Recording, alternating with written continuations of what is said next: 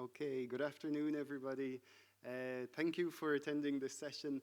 I think people are still coming back slowly from lunch, but we're already 15 minutes behind, so let's start and hopefully people will join.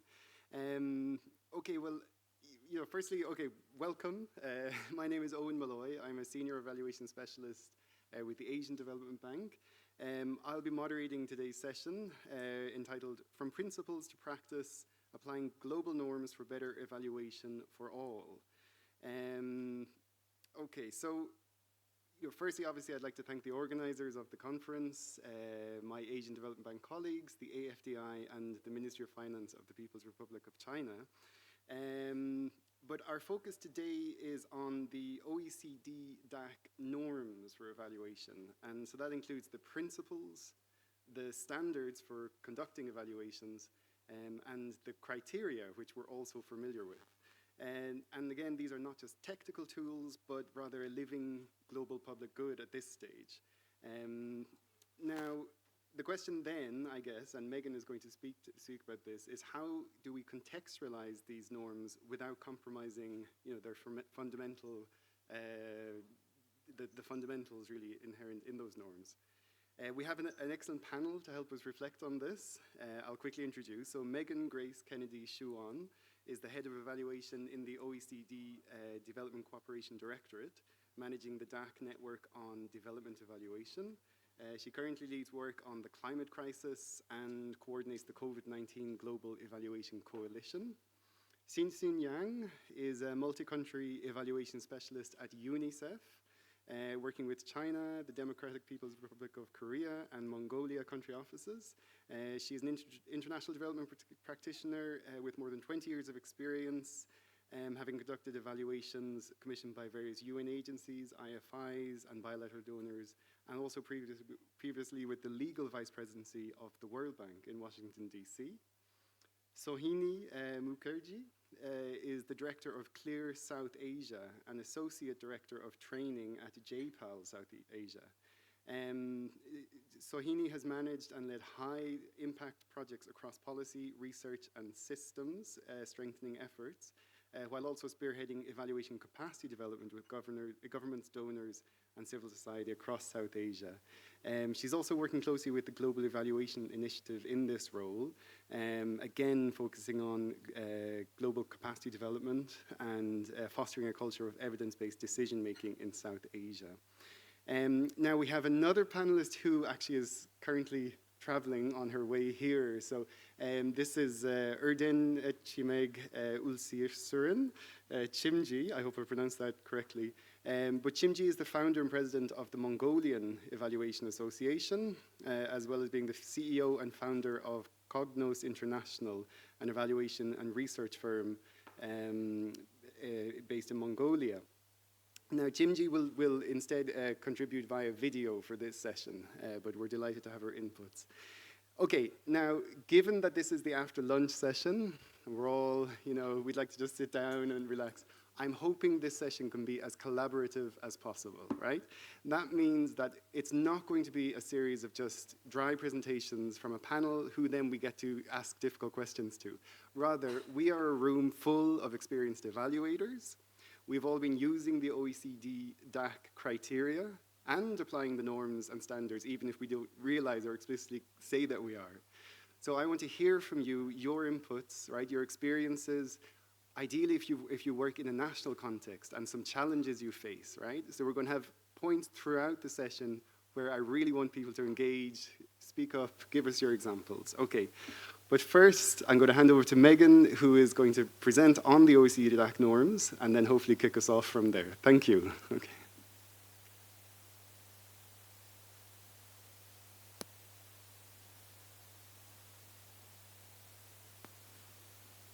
Thank you so much for that great introduction, Owen. And I forgot the clicker one.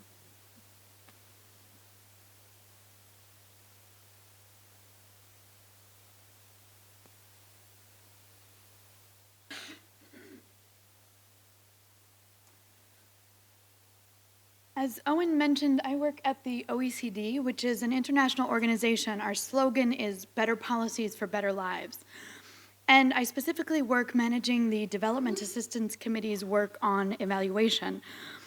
And we just recently celebrated our 40th anniversary, so we've been around for a long time. And our mandate is to promote strong evaluation practices and systems that support learning and hold our members to account for development results. And our work in developing normative guidance and standards is really focused on this overall mandate that we have. So we aim to develop standards that improve the quality and usefulness of evaluations and ultimately lead to better policies for better lives, which I think in the context of this conference today, I really view as a common cause that we all have across all of our different institutional and national contexts. We face so many challenges today that are really difficult, and we can use evaluation when it's strengthened, knowing that all of you share that vision as well. So, as Owen mentioned, we're really looking forward to hearing from you today. I've spoken with several of you about the current practice in your own contexts, and would love to hear more as we go through today's discussion. So the first is just to give you a bit of background of what we mean by OECD norms. I often like to point out that the OECD is unique in that we don't actually provide funding for international development. We are not an international development actor as such, and we support our own member countries' development as well as the sustainable development of partner countries. So we are very much in line with the universality of the Sustainable Development Goals. And we actually have quite a diverse set of member countries ourselves. In the 1970s, when our work first began within the Development Assistance Committee on evaluation, we noticed that many of our members were developing their own individual guidebooks or practices for conducting evaluations. And in the 1980s, we began the first attempts to actually bring together different quality standards. So what we realized was you had a whole variety of different languages that were being used. So in the United States, they would be using terms like a scope of work, others would be using terms of reference, others would be using guidance, and it was very confusing. So the first attempt to really bring some harmonization to this very diverse practice and to strengthen the quality and especially the comparability of these different evaluations was with the Principles for Evaluation in 1991. And these are what really laid out some of the core ideas that we think of today when we think of evaluation. These principles defined evaluation, and they also laid out core principles for an evaluation system or function. So these include impartiality and independence, credibility, usefulness, the participation of different stakeholders, donors, and recipients, the need for cooperation, especially in evaluation programming, to reduce fragmentation and the burden on partners in particular, and elements around the design, reporting, dissemination, and feedback. So these principles, they were drafted in 1991, as I said, so the language is rather outdated. The document itself, when I first started working at the OECD, we only had a printed, typed document. We have since made it available on our website, and I do have a couple copies here today. But a lot of those core principles, I think, really resonate even today, even though the context is quite different. I think they're kind of basic principles that we've seen referred to in many evaluation policies and principles among our member states and far beyond. The next major attempt to continue to strengthen the quality and use of evaluations was the development of the evaluation quality standards for development, the quality standards for development evaluation. And these were developed in the early 2000s at the height of the international aid effectiveness work. So actually there was a very strong collaboration between national government counterparts and OECD DAC members. An initial set of quality standards were developed in 2005, and they were field tested in actual evaluations over several years, and finally launched in Indonesia in 2010. The quality standards, unlike the principles, which talk about these kind of high-level ideas, the quality standards are for managing a specific evaluation. And some of the advantages of the quality standards that we looked at were really around that they provide a very short reference point for a common understanding so that all partners involved in evaluation, including those that are being evaluated, as well as those conducting the evaluation, have a shared understanding. We also flag up the point that these standards provide legitimacy and credibility. The fact that they have been internationally agreed through a consensus across many partners and an attempt to create a common language helped strengthen their use within our member countries. And we've seen this very often, is that within institutions that are mandated to conduct evaluations, they will almost always find themselves under pressure at some point. Probably many of you can relate to that. And having internationally agreed standards to lean back on and push back against criticism can be really helpful. For example, on independence, or the need for using a fit-for-purpose methodology that matches the evaluation questions. We also find that the development of these norms and standards helps to strengthen the comparability. As I mentioned, that was a major problem early on in international development evaluation, was that you had a real lack of comparability, which undermined our ability to draw lessons and learn across different contexts. So the recent work, Owen, I think, alluded to, there has been a lot of work since 2017 that has focused on the set of 6 evaluation criteria. That work was started at the OECD based on a request from several members as well as international partners to see if those 5 criteria that were originally laid out in the definition of evaluation in 1991 perhaps needed to be updated. And indeed, through an extensive global consultation process, we decided that the definitions of the original 5 criteria did need improvement, and that we should add a 6th criteria, which is the criterion of coherence. And I'll speak a little bit more to those criteria in just a moment. Part of the reason that we felt that those definitions needed to be updated, and also that we should provide better guidance on how the criteria were being used, was that our norms and standards, including the criteria, are now widely used beyond development cooperation, including being embedded into national evaluation policies and used within OECD governments outside of development cooperation. So for example, a few weeks ago, I was invited by the Department of Health in Canada to present about the evaluation criteria in a program that's working to strengthen health quality delivery in Canada. So even though these norms were set out originally to look at international assistance, they're now used very broadly. And also used by the private sector in humanitarian settings, in conflict settings.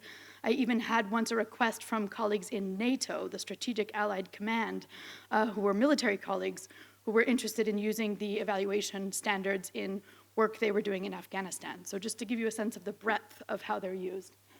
So that really led us to this work to update the criteria in 2019 and moving forward into more recently.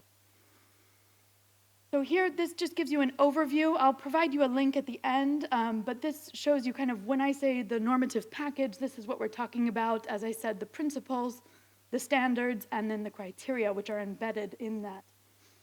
Also, over the years, we've developed more specific guidance that deals with evaluation methodologies. Though I would say that that area is not what we consider our strong point. We know many other partners are developing more in-depth methodological guidance and work. So we have developed, but we have focused on a few topics that were particularly challenging for our members, such as evaluating peace-building interventions, evaluating budget support, or evaluating in complex humanitarian settings. In 2010, we developed this first compilation, which, as I mentioned, we had these old documents in various forms, including printed form, which we first compiled in 2010 to give a summary of all of these different standards. That publication is now out of date. The language is out of date, and the criteria definitions are also out of date. And we've also developed over the years what we call the 12 lessons for development evaluations, and we periodically undertake studies of our own members' evaluation systems. We have 42 member institutions, and we look at how their systems are evolving in line with these principles and standards.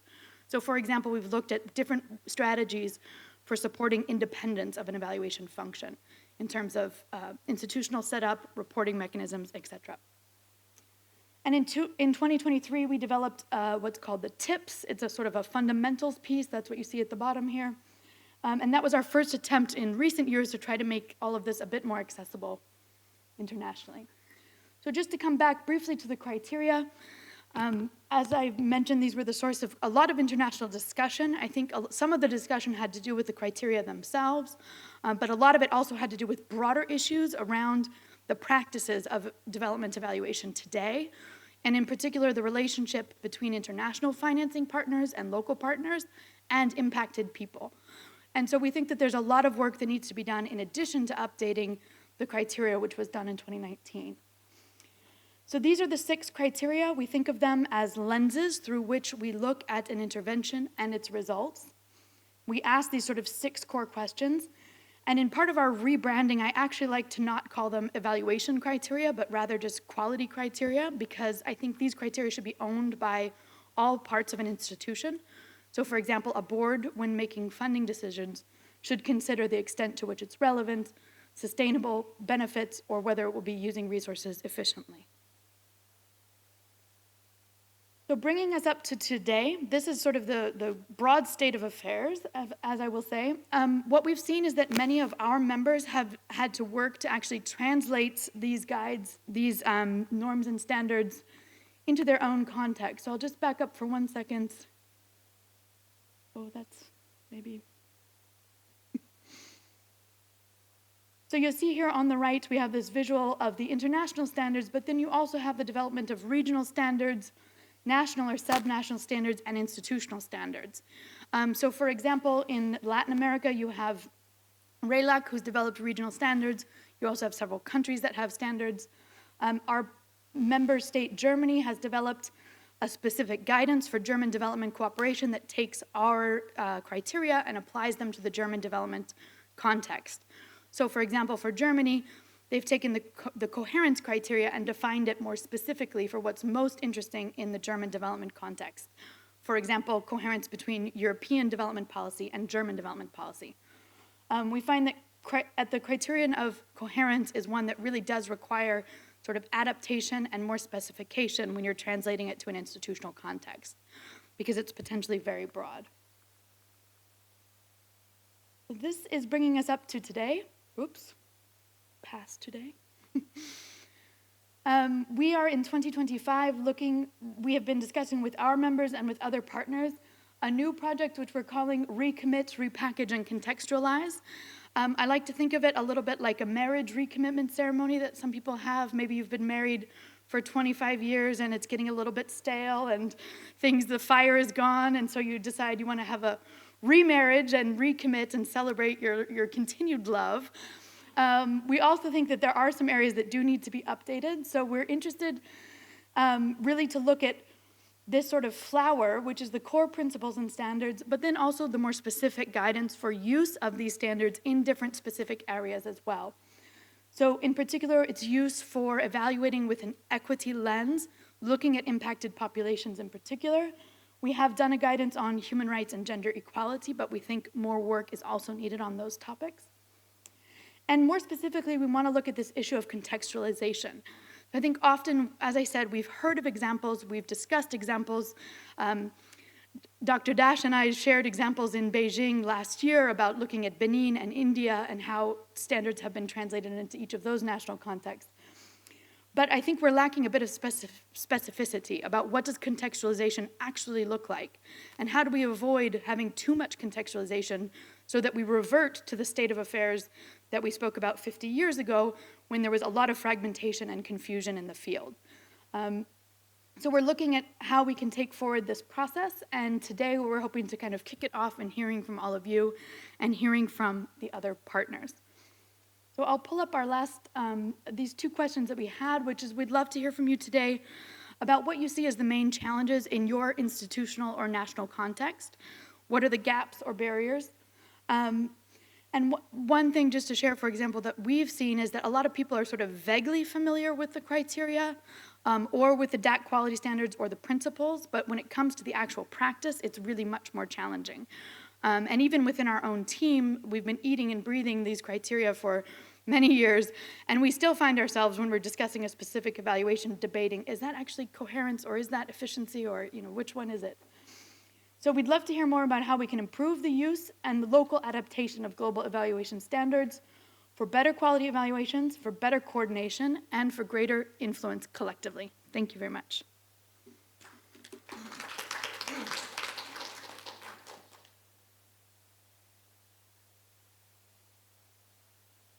Thank you, Megan, for that overview. Look, we're now going to turn to Xinxin from UNICEF, and Xinxin is going to speak about your experience applying the OECD norms in the context of evaluating South-South cooperation and South-South and triangular cooperation. I just want to make a quick plea. We're going to be trying to get your views from the audience again. So if you have examples of challenges in your national context, for instance, or capacity constraints, or kind of different ways of interpreting the norms, the criteria, in whatever institution you work or country context, do start thinking now, because we'd love to hear your examples. Okay, Xinxin, over to you. Thank you so much, Eoghan. So I will follow Megan's example to stand here just to keep myself awake in the early afternoon. Great. So my presentation will focus on the evaluation of South-South cooperation. This topic has sparked a lot of discussion already, mainly around the challenges of applying a normative framework, constant criteria, standards, as well as to ensure evaluation quality. So I don't think I need to unpack any concept here, but just wanted to point out when we talk about South-South cooperation, in many cases, it goes hand in hand with another term called triangular cooperation. So in my presentation, I collectively refer to them as SSTC throughout my presentation. Okay, so at UN agencies, when we do evaluations, we need to follow the UNEG norms and standards. UNEG is UN Evaluation Group. The 2016 UNEG norms and standards for evaluation refers to OECD DAC criteria as an example of appropriate criteria. But UNEG also allows for adaptation to context. For example, you may have learned a lot discussion about how to apply OECD DAC criteria in the humanitarian settings. So there are a lot of practical reasons for the UN agencies to apply DAC principles and criteria in evaluating SSTC. These criteria are widely accepted globally, so applying them signal rigor and alignment with international evaluation standards. And you also know many of our UN agencies, we have this mixed portfolio, including both North-South and South-South modality.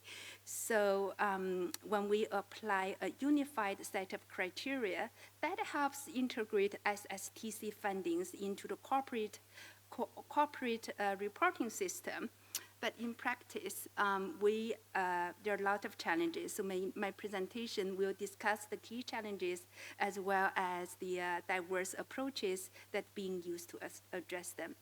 Let me start by sharing the main conclusion up front so you can decide whether to take a nap while waiting for the next speaker. My conclusion is, it's not only the choice of criteria or principle standards that is really important, but also the methodology we apply.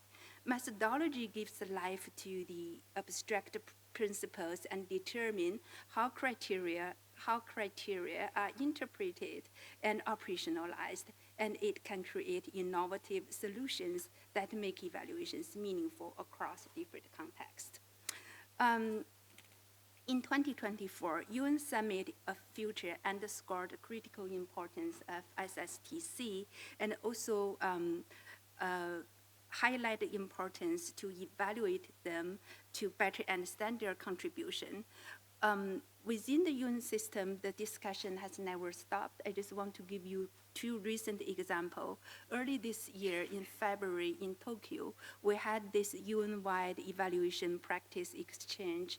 One session was featured on the SSTC evaluation experience among UNIDO, FAO, and UNICEF. And I see Hua, who is in charge of the oversight function of UNIDO, is sitting in this room. And later he can tell you how much of my presentation is actually stolen from him.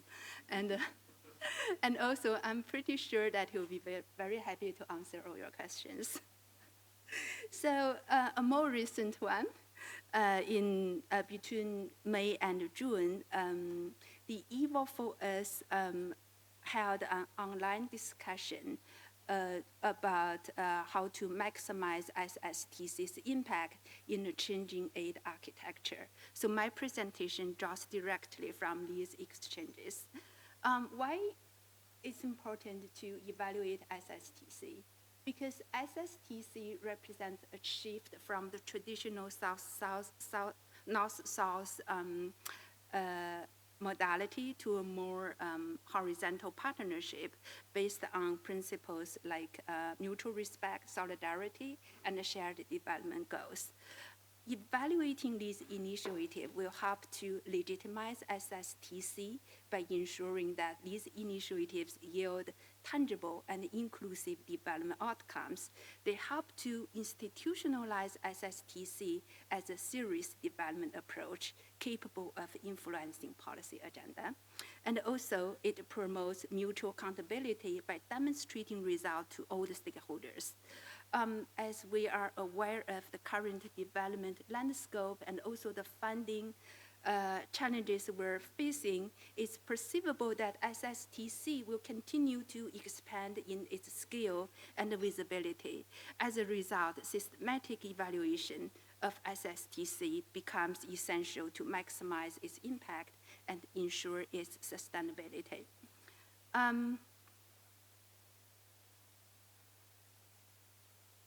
Okay, so when evaluating SSTC, we must navigate through the conventional common challenges we have when we do the traditional development interventions, and also we need to cope with the new challenges that caused by the principles underlying the STC, namely how I can make sure solidarity, mutual benefit, or national ownership, these principles show measurable outcomes.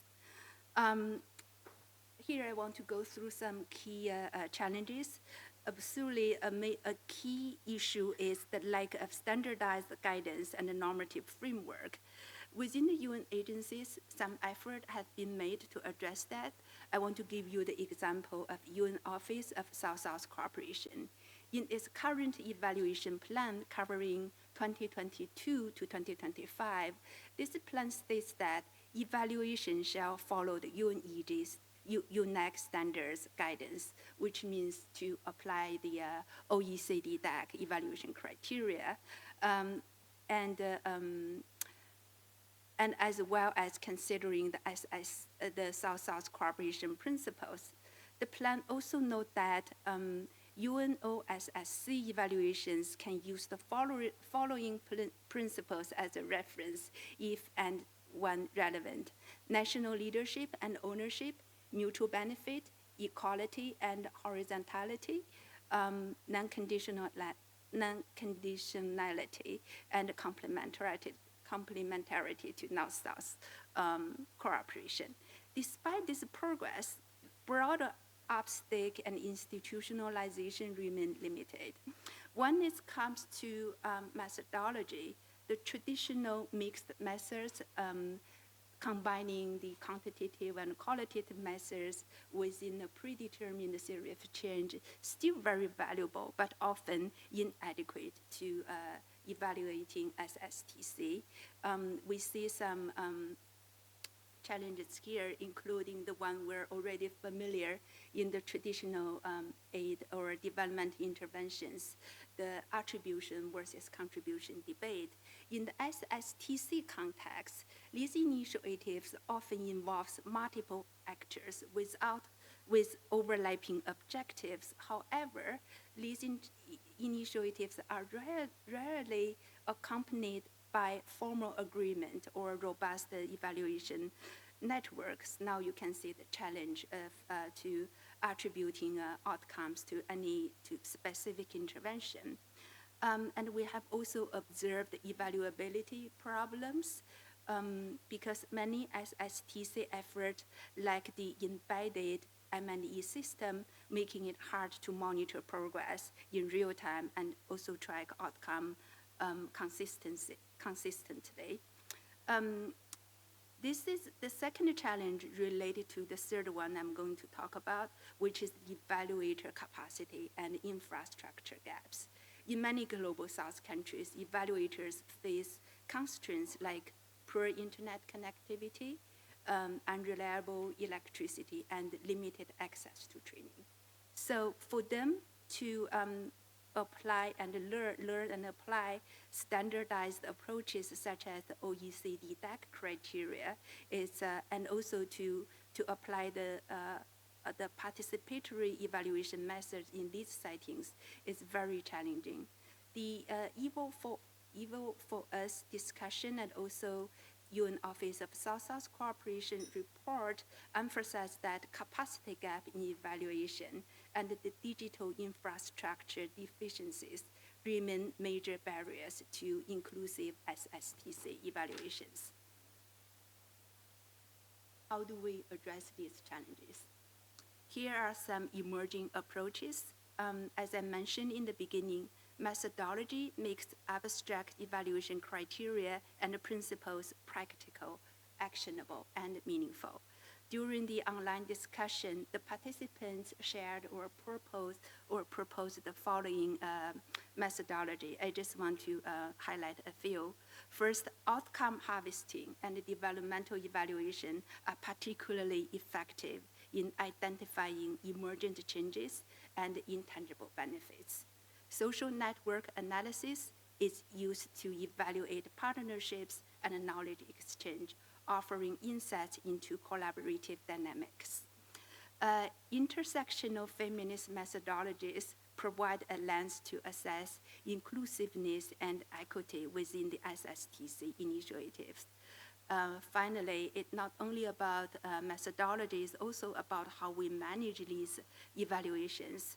Adaptive evaluation management allows the evaluators to adjust questions and methods in real time, accommodating diverse stakeholders and evolving context. So my last slide is about,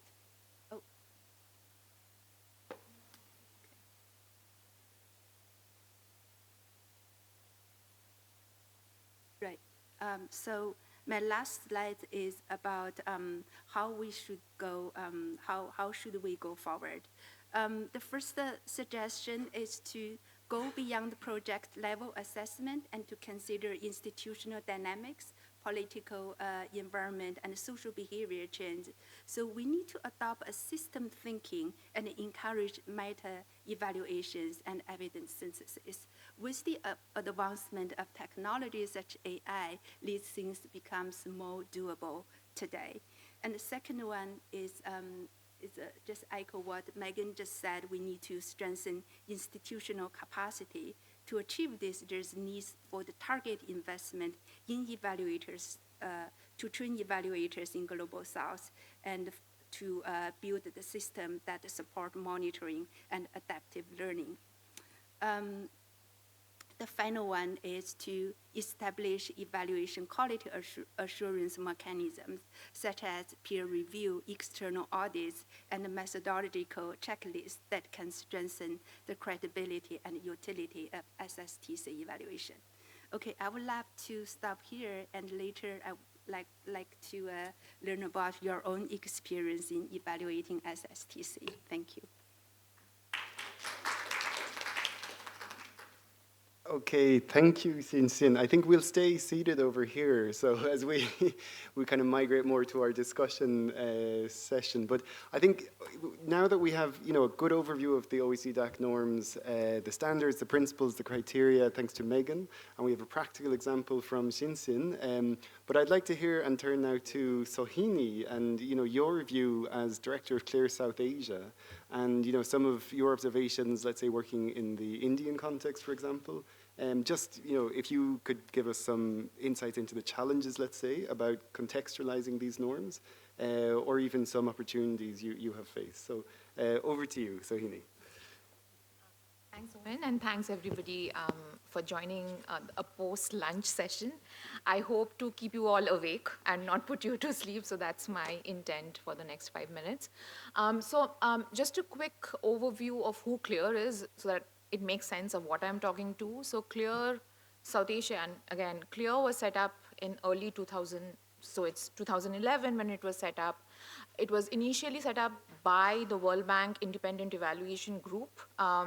They set up a multi-donor trust fund, and like all multi-donor trust fund, it was essentially World Bank pulling in money from multiple donor countries to really strengthen ECD, evaluation capacity development, because what they were saying is when it comes to system strengthening, it is very, very important, but it's not really a job of one donor or one government.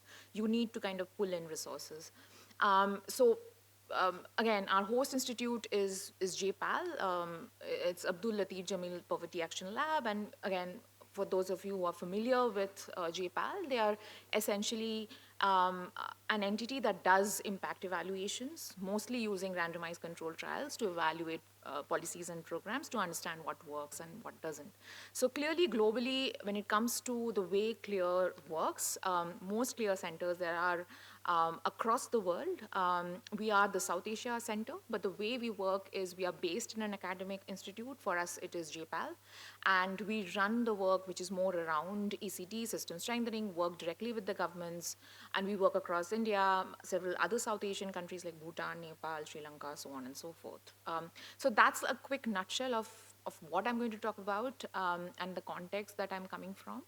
I think when it comes to India, and I want to situate India very, very quickly, but I guess if you're not from India, if you are from a developing country, probably this really speaks to some of the common challenges that many developing countries face, right? So the first problem is when it comes to capacity, there is very, very disparate capacity. I mean, the capacity is not standard, right? There are some governments, whether at the subnational level, some ministries at the national level, which are pretty strong. There are pockets of excellence, but when it comes to some other states, evaluation capacity is really, really weak. So when it comes to commissioning, how do you even do the commissioning well?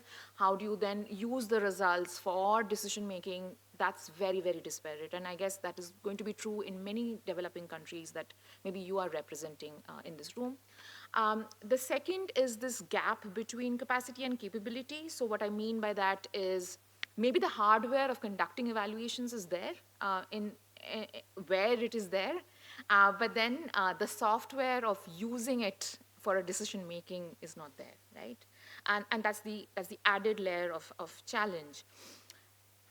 Then to top it up is if all that is going right, where is the breakdown happening? And we had a wonderful session on theory of change. So I'm just thinking about at a very causal way where the breakdown is happening. So even where the use is happening, right?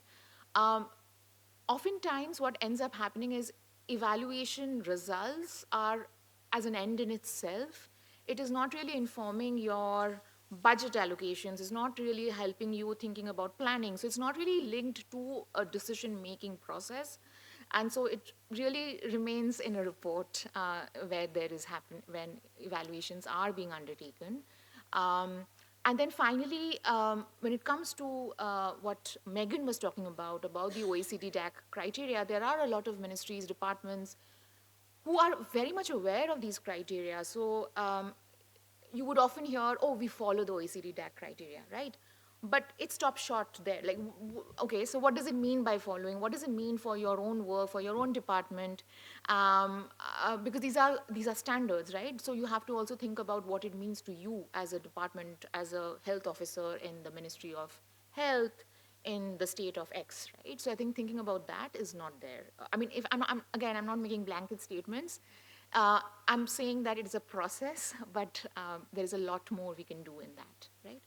So now coming back to your question, so now that we have gotten the context out of the way, to answer the question that you posed, Eoghan, I think thinking about how does adaptation of these global norms mean for countries like India, and again, I'm not just talking of India, I'm talking about many of us in the room who are coming from developing countries, right? And trying to really talk about my broad lessons there. I think the first point is really around making the evaluation norms usable within the government. So let me just unpack what I mean by that, right? The first is, again, context matters. We have spoken time and time again in this conference and many conferences before this on the value of context, right? What it means for OECD DAC criteria in particular is, again, going back to my earlier problem statement, that when it comes to a government officer, for example, you have sustainability as an OECD DAC criteria, right? Is it just going to be on whether the benefits last, or what does it going to also you need to think about whether what it means for your last mile delivery, for example, right? So thinking about really putting together some sort of guidance document for your department, for your ministry that you belong, because you understand the context best, more than anyone else, right? But thinking more from your perspective, how does that relate to your work? I think that is going to be super, super critical. So that's my first point. I think the second point would be starting with the problem statement. So don't start with the criteria, but start with the problem first. And again, Pritchett kind of talks about it as a problem-driven iterative approach. But I really like that framing because it's essentially trying to put the problem and the context first and then think about connecting it back to the global standards and instead of the other way around. I think the other aspect that we have seen a lot of traction in is not making it very pedantic, but making it very much like use case, right? So the global norms like OECD DAC criteria, it comes to life when you actually are making it as a case study, really connecting it to the work that the government officer is doing, so that they can understand what it means in practice, right? And again, I'm giving an example of Government of India. They have this online platform called iGot, which is basically all government of officer can access this one-stop online platform to upgrade their skills and knowledge. This is something that the Government of India is running. So if you're a government officer, you can have access to that online platform. We have a course on that platform. It has reached, in less than a year, more than 70,000 government officers. And the reason it had seen that traction when many of our other courses had not is just because everything is a case study, right? It is all about, okay, this is a problem, this is a program that our state is evaluating. Now let's think about how, and then thinking about the global standards rather than starting the other way around. I think my second point is thinking of this more as a partnership. So what I mean by that is, it's not really for all of us to opine and sit in a room and really say this is what the government should do, and then the government should now go back and then sit and think about the contextualization. That doesn't work. It has to be a partnership where we are working with the government to really think about how to make sense of these criteria, and by we, I mean myself included, right? And that partnership is going to be super, super important in this agenda. I think the final point is around making, and I think it goes back to what Megan was mentioning in her presentation, is embedding evaluation norms within the government systems, right? So the idea is you don't want these norms to be just used in a flagship program or in a, in the donor-funded projects. You want to be really embedded in national evaluation systems, so that there is traction, so that it actually informs your budgeting, your planning. It helps you throughout the program life cycle in things like resource allocation, in things about program design, in thinking about parliamentary oversight across the board, so that it is really embedded in your government machinery in a way, and is not something that you're only thinking about for specific donor-funded projects. So thinking about how do they relate to thinking about administrative data, because that's a very useful resource that the government has at its, right? There's a lot of, and sometimes these administrative data are very rigorous, right? So how can you think of leveraging statewide administrative data to apply evaluation norms in real time? And then finally, I guess the last point that I'm going to leave with is it's a two-way street, right? It is, you also need to make sure that whatever you're learning from these country contexts also goes back, reports back, and informs and updates the the global norms. So Megan spoke about how they thought about a lot more this time on upgrading some of these global norms, and really making that iterative process take place continuously is going to be key, so that these are actually live activities that you're doing and you're not doing it in one particular point in time. So thank you so much for bearing with me and listening patiently. Thanks. Okay, no, thank you, Sohini. That's very, very good. And I guess what we're getting at here is, you know, grounding this discussion in the actual kind of reality of how in national contexts, you know, but also in our institutional context or whatever evaluation context we work in, you know, we all, you know, adapt or use these criteria, these norms. Megan, I'm thinking I might pose a kind of more challenging question to you, because there is a sort of branding issue, you know, when it comes to the OECD, right? DAC norms, as we call it. It implies that these are norms coming from the OECD, right? The club of the rich, it's traditionally called. Not to be too provocative, but I guess here, you know, so does that pose a barrier? And this is an open question to the room as well, you know, and we heard, for instance, how Sohini was saying, you know, that the step that's needed is to kind of change the mindset that these norms don't only apply to donor-funded interventions and evaluations, but rather, you know, it's something that could be done on day-to-day practice of government interventions, right? It's a good, solid framework for assessing results or an intervention. You know, so I guess, Megan, just your quick reaction to that, you know, to what extent are the DAC norms perhaps still too often seen through this donor-recipient lens, or, you know, are they now more generally seen as universal good practice, which is, I think, that's where we want to bring this and we want to kind of move this to. So maybe your quick reaction on that. Thank you. Yeah, great. Thank you for the provocative question. It's good after lunch. And I guess in the spirit of being provocative, the one objection I would have to my two colleagues' presentation is the use of the term developing countries.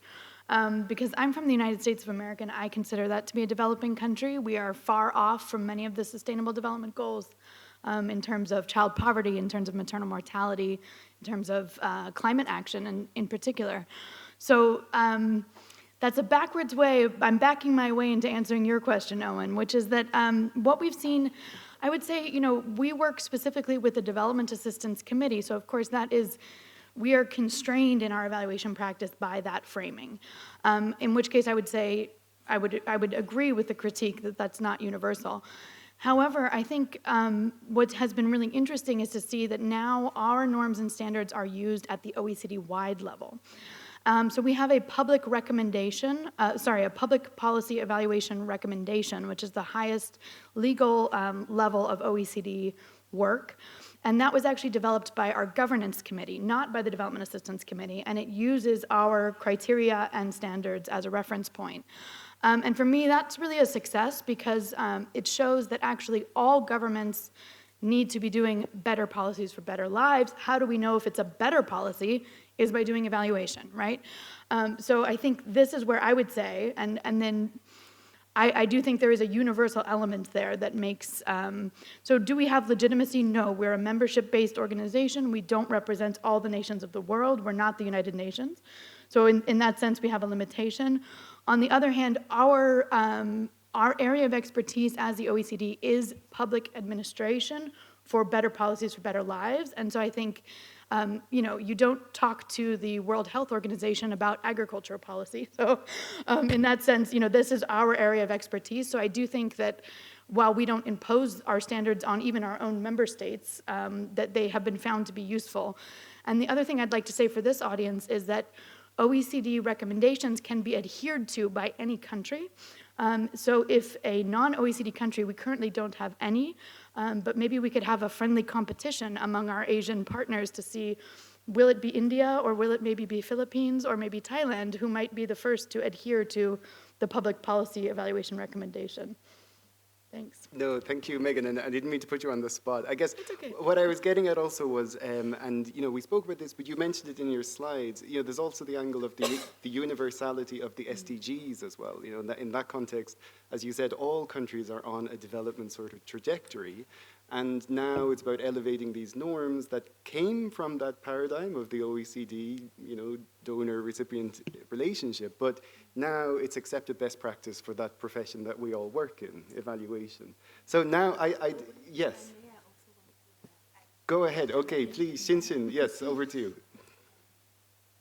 Okay, so when we talk about evaluation, we distinguish evaluation in international development or domestic setting, but we have a lot of examples allow us to observe the dynamics between these two areas within one single country. China offers a good one. So last year, I don't know how many of you attended the UNDP SEDCA organized National Evaluation Capacity Conference next year, October, about 1 year ago in Beijing. And now we have this Asia Evaluation Week here in Xi'an. What we have seen within this year, last year, when international participants were in that conference, they keep asking the question because they found challenging to distinguish between evaluation and other oversight functions in China, such auditing, such monitoring within this Chinese government context. But today, like yesterday, we heard from the government officials, and also from yesterday, we heard a lot from the academia in China. They started discussing the terms used in their performance budgeting, like a formative evaluation, summative evaluation, as well as the SEDCA evaluation guidance. So you can see the progress. More and more, we can have a meaningful dialogue with our counterparts, not only in development field, but also in the domestic public sector in China. So it'd be very interesting to observe the dynamics between these two sections within the country to see how they impact each other, how together they can promote the evaluation function in the country. Okay, no, thank you, Xin. So maybe, look, we'll stop now and just turn to the room. We've all spoken, the panelists have spoken and presented on, different challenges in contextualizing these norms. We heard about in India, and Xin, your examples from China as well. How about, in your specific context? And here, please don't be shy, shake off the post-lunch tedium, but even just in applying evaluations, have you found, and we could take any aspect of the norms, it could be the criteria, for instance. Have you found that there has been confusion, for instance, in applying any or one of the criteria in your work? And is this particularly challenging given the context in which you work, or let's say the capacities that are there in that context, or the understanding of evaluation? So anyone, please, over to you. Okay, I see, yes, Dr. Abhijit, is it from India? Yes, actually. Please, I think the microphones are active.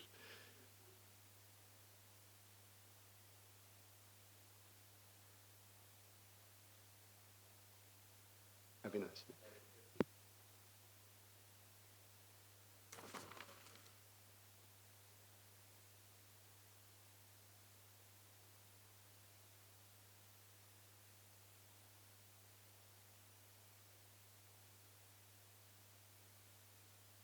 Yeah, we hear you. Yeah.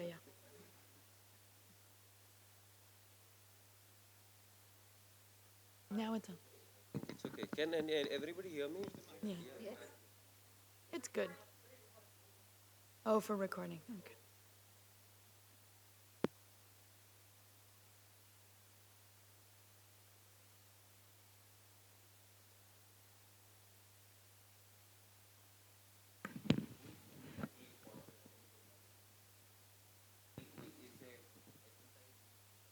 Every 5 years. Every 5 years. So we widely use the OECD DAC criteria in doing that. So and in fact, as Megan was already saying, we have included equity criteria apart from the REC plus C. So that actually contextualizes the wide disparities in India, and that's why the importance of having another equity criteria was included. So ours actually, while doing evaluations in India and recently, what we actually feel like sometimes there are overlaps. So I'm only keeping myself to the criteria. I will have some questions also. So the effectiveness and impact, we always, if you go deeper into it, how effective was the program, and to the end users, right? And then we come to the impact. And now, unless you do an RCT, you are not answering that question of causality. So that, that way, so there is some amount of overflow. Now that we were really struggling to how to show impact if we have not done an kind of, and imagine that what we are doing is doing the evaluation study at one point of time, taking data at this point of time. It's a cross section of beneficiary, non-beneficiary, and the beneficiary who did not take the benefit. So these are the three types of people whom we are looking at. So that one aspect we actually grappled with, how to differentiate between effectiveness and impact to that extent. So obviously there is outcome and the ultimate long-term outcome that we tried and managed to do. And how did we manage to do? We triangulated the the meta-analysis, secondary data, and tried to find out the impact. So that is our way out of doing it. So then some quick questions. So Zinzin, I just wanted to know, I've met you in the last conference also. You said there is progress in China, right? That we were speaking about audit and now we are speaking about performance. So yesterday only in one of the session, the speaker was from Chinese Agriculture University. So there were, it's more about they have some systems in place, which I would like you to explain, you're a country specialist in China.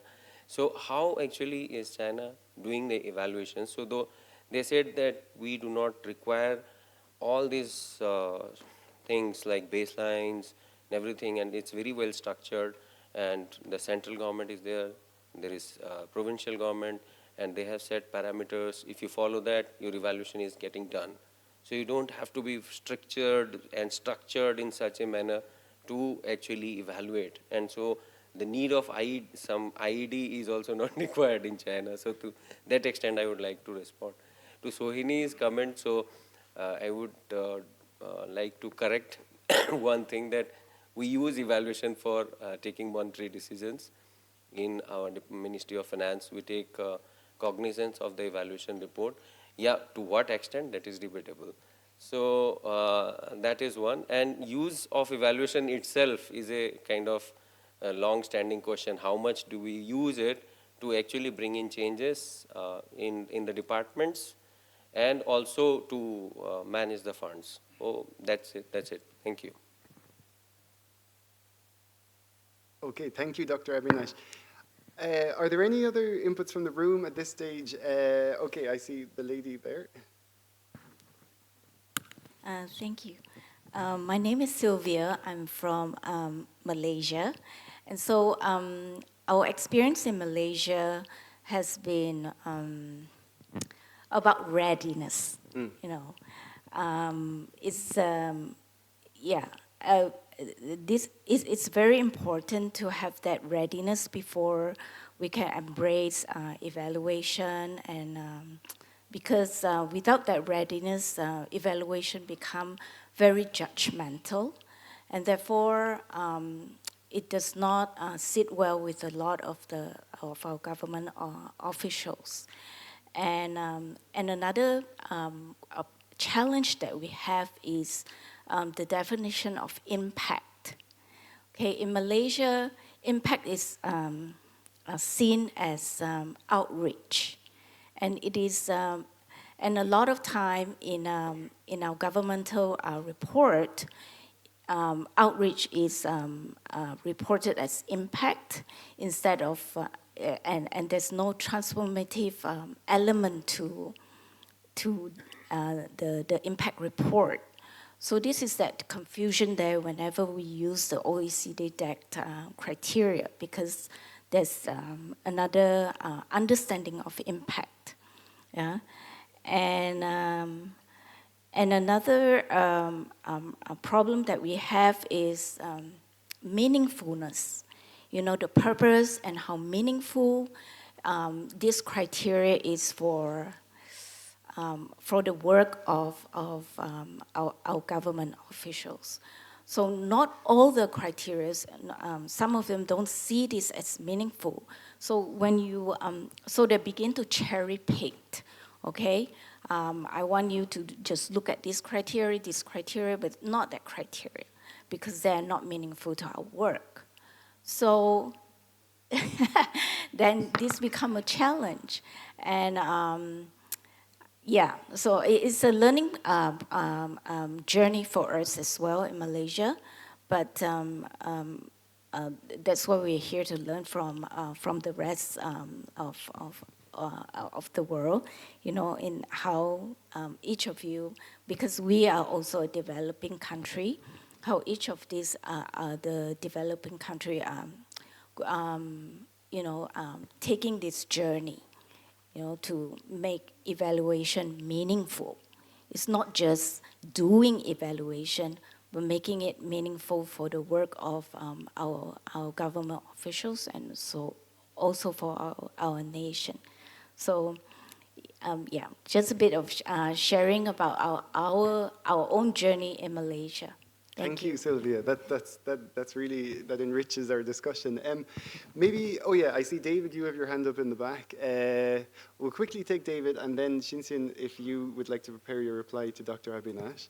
And then we want to hear from Chimgee as well. So David, you first. Okay. David Suttery from the Independent Evaluation Office of UNDP. I spent 10 years working in the Australian system before entering development, and I'd never heard of the OECD DAC criteria. No offence, but domestically there's quite a thriving and rich evaluation culture in Australia, but we don't slavishly say relevance, effectiveness, efficiency, sustainability.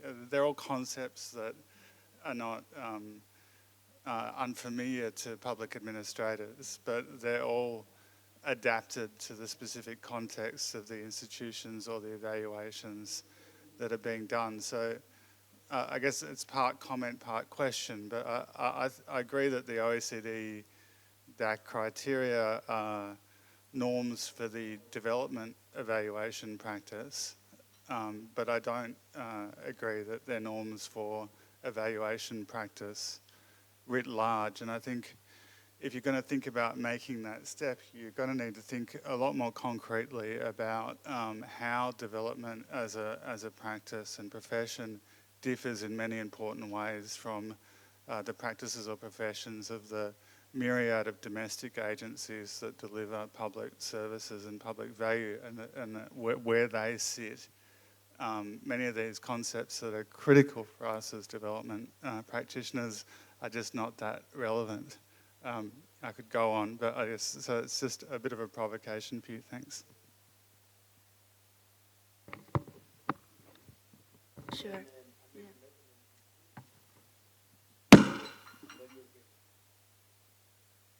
Thank you so much for sharing your observation, Professor.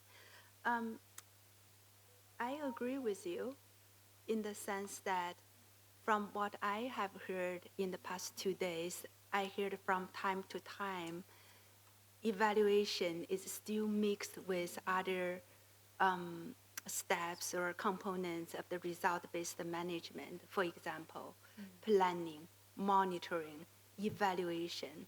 I still don't see very clear definition of these, you know, related terms. However, I'm glad, as I mentioned, that I see gradually we can have a very meaningful, in-depth conversation with our Chinese colleagues, because compared with discussion in last year, we're making good progress. And just share with you some additional information, if you look at SEDCA was established probably 8 years ago, and how far it has been through, and what progress it has been made. Now it has already has its own evaluation guidance. But if you look at the evaluation function within SEDCA, it's within a unit called supervision. So then it also reflects the understanding of evaluation. And also the third-party external independent evaluators are still not very strong. Their capacity is still very low in this country. And yesterday from the official speech, they highlight the importance of building their capacity. And we have academia professors who are involved in evaluations.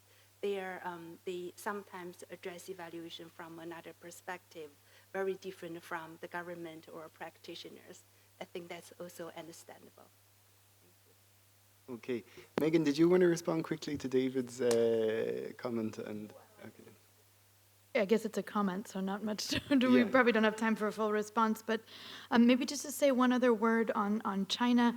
I think in my experience also it's important to understand that evaluation, it's part of, it fits into governance of the context. And so I think in China, the 5-year plan mechanism is a really key component.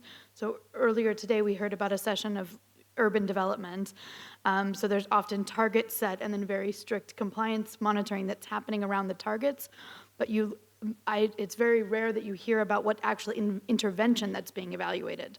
So you may see air quality targets being hit in a city like Xi'an, for example, but it's rather unclear what actually is the interventions, either enforcement mechanisms or incentives being placed on private sector that's actually resulting in those pollution reductions. So I find that's actually quite a big gap between the types of evaluation that are being conducted in other countries.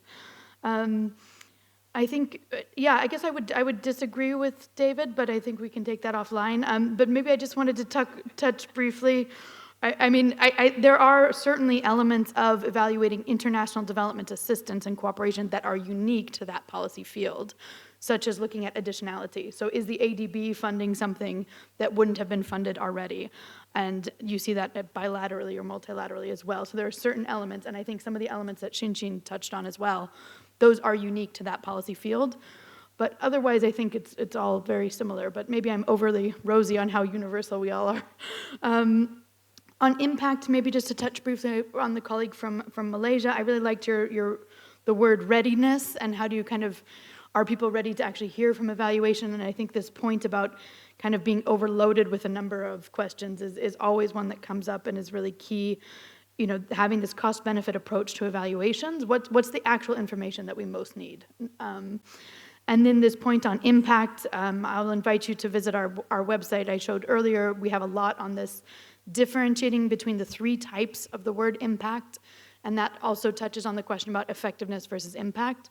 So impact as a criterion, impact as a methodology, impact evaluation methodologies, or impacts as the last step on a results chain that goes from inputs to outputs to outcomes.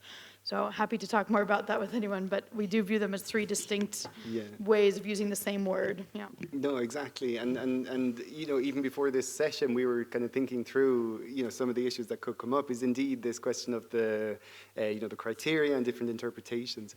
I think we really want to hear from Chimgee, who sent, we have a video intervention, but if the colleagues can, if IT is favorable. But I think Chimgee's going to tell us a bit about the Mongolian experience of basically kind of putting into practice what Megan is trying to do here. So I think it was with Dival, the German counterparts, translating and contextualizing the OECD norms and some of the challenges and issues that arose there. So I think that grounds our discussion as well. From Mongolia. I'm very grateful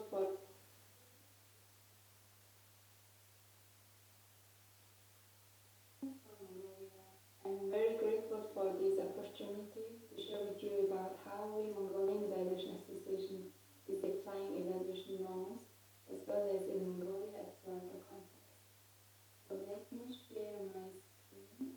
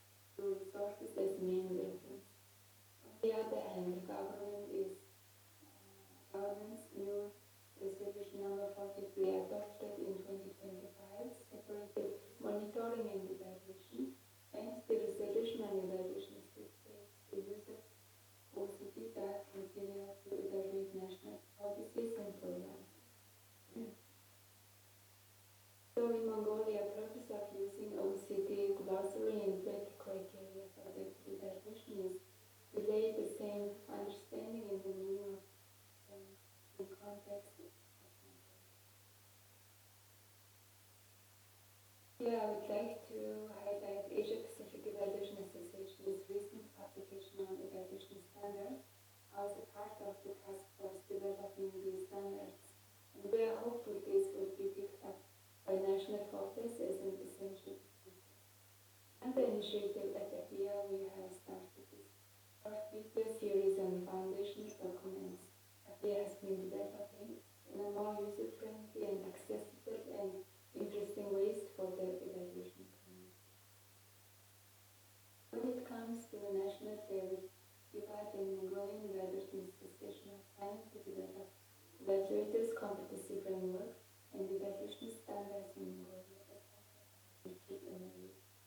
This is to testify that the regional and national focus are stewards of making awareness of and developing evaluation norms and standards among evaluation community and evaluation users. Now, in the last 1 minute, I would like to share some of the main barriers we are facing in Mongolia when it comes to applying evaluation norms to many programs. In Mongolia, main barriers in applying evaluation norms are strong with the mindset of monitoring and inspection among most evaluation stakeholders, rather than learning and more primitive course selection. Furthermore, lack of evaluation capacity among evaluators, lack of demand for evaluation by policymakers, lack of awareness of evaluation among public to hold government accountable among the top concerns. To tackle this, national and international collaboration contributes significantly to demystify evaluation terms and concepts. Last month, we had methods of economic efficiency for evaluation, where we deep dived into more economic side of efficiency with practical application and estimation. And Stewart provided policy evaluation training in how to apply OECD DAC criteria and policy evaluation. But not least, recently we upgraded our website, which now includes blog, where we are hoping to post evaluation conference in easy language. And also our Evaluate Mongolia chapter has been active in raising awareness of evaluation among young people by organizing meetings, events, and publishing posters of evaluation anyway. So to conclude, I would like to say that evaluation norms seem to have many phases, and applying them require creativity to try things out, contextualize but not compromise, and keep doing with ever improving and ever learning. Thank you very much for your attention, and I wish you all the best with the session and hope to see many of you in the next Asian Evaluation Conference.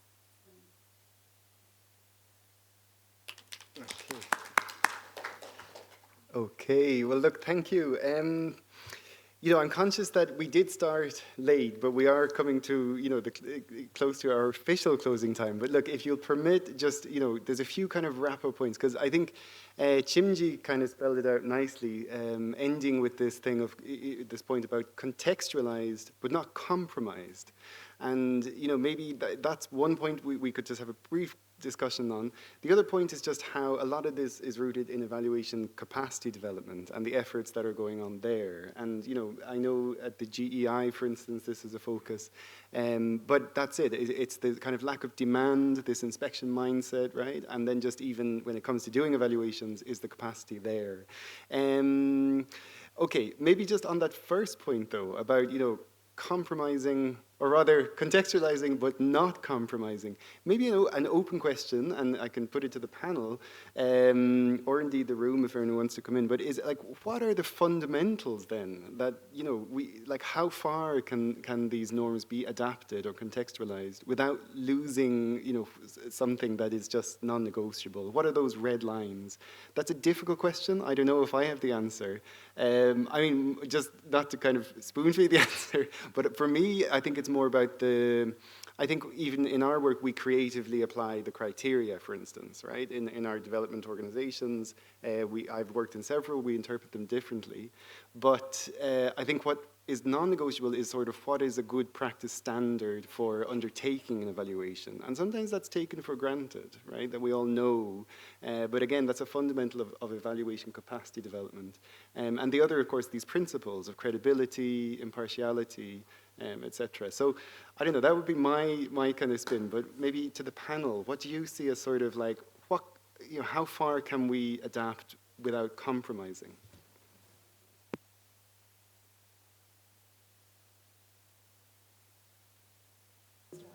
Okay, so maybe Megan, do you want to take that first? I'll try it. I think, you know, for me, it's this sort of big question would be the definition, as in the concept of evaluation itself. I think it is actually quite important to maintain some hard guardrails around that. And the criteria are embedded within evaluation as a definition. So for me, that sort of the idea of what is evaluation, how is it distinct from research, for example, is that you're actually judging something based on those 6 criteria. And what that means for me is that every policy should be effective, it should be efficient, it should have positive impacts that last. So that for me is the sort of uncompromising bit, is around the concept of what is evaluation, and I think that is quite important. When it comes to the other concepts like credibility, but even the criteria, I'm much less rigid, I would say. I think for me, those like credibility or independence are really important because the way independence is only a means to an end. So independence is meant to strengthen credibility and reduce undue bias. But the way you would reinforce credibility might look very different depending on what you're evaluating in which context. So while that sort of nugget of credibility would be the same or uncompromising, the way it actually plays out and the way it looks would look very different in different contexts. So you may have a very highly participatory, not independent evaluation that's very credible and of high quality. And in another case, you may need to have a third-party evaluator, et cetera. So, and I think the same on the criteria is that often when you talk to impacted populations, you don't have to convince people to care about the results, right? They're experiencing the results themselves. So it's often not a mystery to the people who are affected whether something's working or not.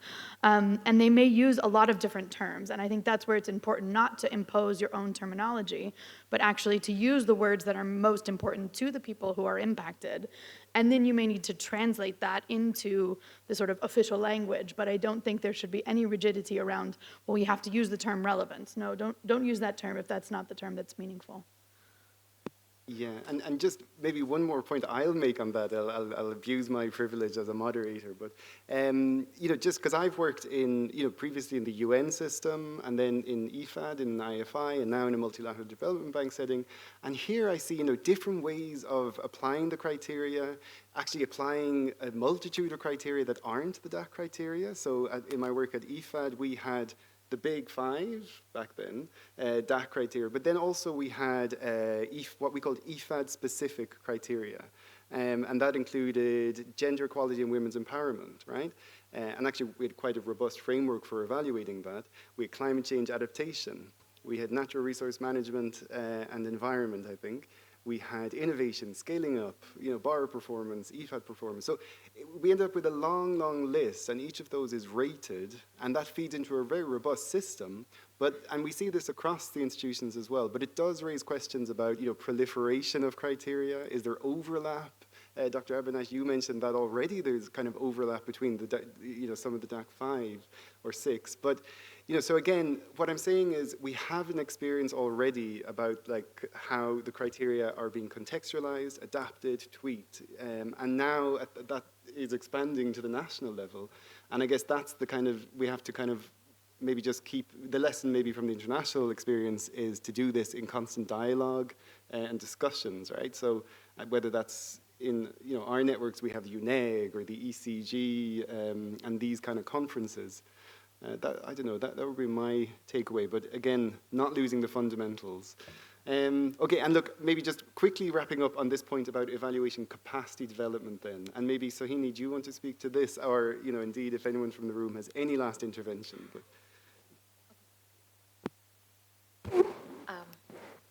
I just assumed I'm the one to speak and not anybody else in the room. Okay, so I think couple of quick points. I think to what we were already discussing, the first question on the criteria and the proliferation of criteria, I think I quite like how Megan put it, like what is the essence of the criteria. But I guess the challenge is a lot of us don't speak in English. I come from a country where there are more than 100 languages, and the moment you translate to a local language, the essence changes, right? And things get lost in translation. So I think that becomes a big challenge working in some of these contexts. I think to your second question on ECD, I think the point that I wanted to make is ECD as a concept is you're trying to kind of bring about change at the individual level, at an organizational level, at the systems level, right? That requires time. That requires multiple touch points. So to your point on professionalization, it's not just one-off training that you can do to bring about systems change. You need to do it multiple times because behavior change takes time, which also has a challenge that you want country ownership, but oftentimes the country is not able to pay for multiple touch points. So how can you essentially retain the thought leadership of the government, even when you're dependent on the donor country or donors or MDBs to really fund those ECD strengthening activities? Because again, from basic econ, you often think that if you are not, do you really value something that you're not paying for, right? And how do you stop countries from really thinking of ECD as a technical exercise that they can get external donors to kind of come in, do it and leave? Or how can you actually have them in a thought leadership way? I think that's the more of a dichotomy that I don't think there's an answer that I have, but that's what I have thought, that you still need the country ownership, but you can't really expect the country to pay for a long-term ECD support. Yeah. I think that ties nicely as well with, I think it was Emily Sharp in the previous session on theories of change this morning. So from the Pacific community, she used the example of how, again, these one-off, one-week trainings just weren't really, engendering this, capacity that we're trying to build. So instead, going through the road of formal qualifications, and that example of the University of South Pacific. And I guess here we're talking more then about professionalization of evaluation. Okay, well, I don't know, are there any other interventions from the room? If not, okay, we have one gentleman here, and then I'll invite the panel. We'll start wrapping up. Okay. Hello, hello. Christoph David Weinmann from Protean Consulting in Malaysia. I'm not sure whether I completely understand our purpose, right?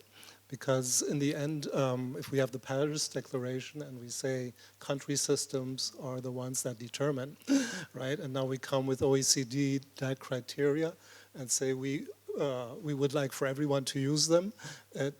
I see a certain contradiction, right? Because if terminology, if systems are supposed to be organized in the country and we adapt, right, to that purpose, then these countries' norms, practices should come foremost, right? So the question that I ask myself is, because I do like these principles and I've been working with them for decades, right? So I think they're useful and all, is how would I go about it? And then we have something like the International Standardization Organization, right?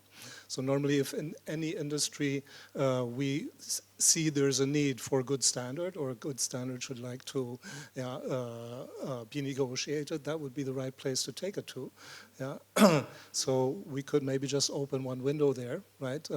ISO 59000 has been agreed. That's a very difficult topic for green or for circular economy, actually. So we even have concepts that are leading to the future, right? That have no firm basis in what we're doing right now, which is all linear, right? So maybe that's one way we could go, right?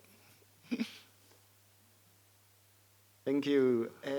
Okay, maybe, Megan, that's one you could maybe speak to. And maybe, look, I think we're drawing to a close, but if you want to respond to the gentleman and then maybe just give us your brief kind of takeaways, right? Because you're now tasked with taking this forward. So reflections on what has been discussed today. So I will pass over to you. Okay. Yeah, I feel like I have some half-baked thoughts, but that's normal. I guess I don't see a contradiction, but the way you phrased it, I understand why that was what you took away. So I don't, what I'm not arguing is that everyone should use these standards. What I'm arguing is that we have observed that most countries are now using the standards, partly as a result of them having been imposed by donors.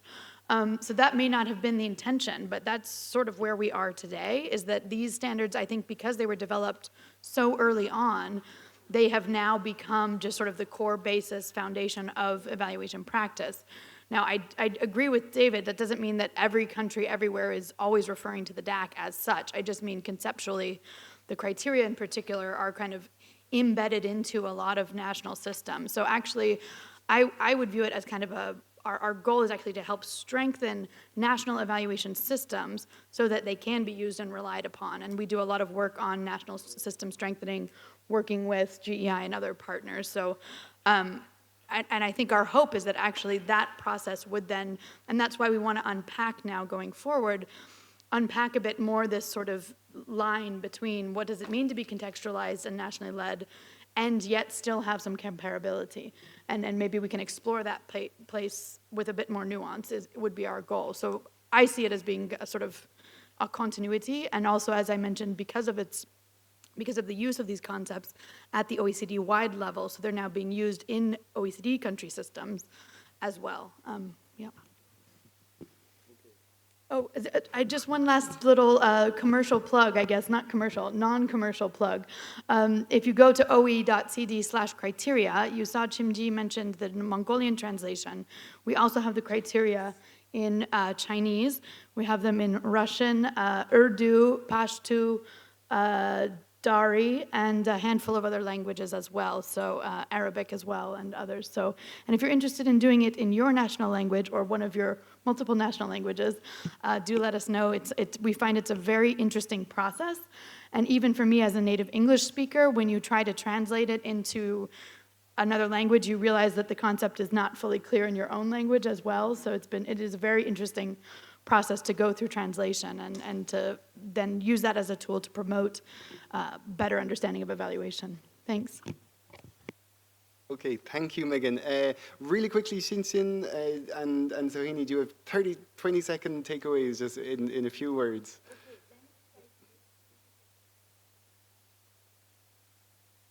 But I have a legal background, so when I took New York bar, I need to digest a lot of the legal principles, jargons, which qualify me to be a legal professional in that jurisdiction.